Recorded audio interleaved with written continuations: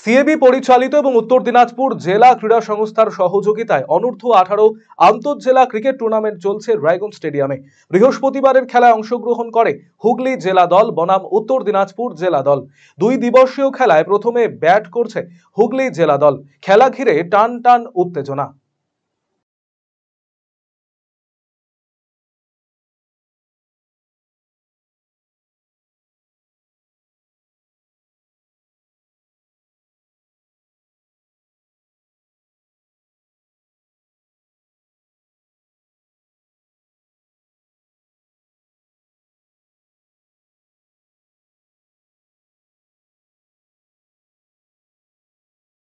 এবং উত্তর Dinajpur district sports অ্যাসোসিয়েশনের ব্যবস্থাপনায় আমাদের এখানে চলছে inter district under 18 2 days cricket competition এবং এটা আমরা শুরু করেছিলাম 10 তারিখ থেকে।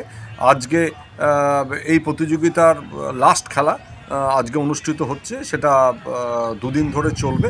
আগামীকাল খেলাটা শেষ হবে। খেলায় অংশগ্রহণ করছে হুগলি জেলা দল এবং উত্তর দিনাজপুর জেলা দল।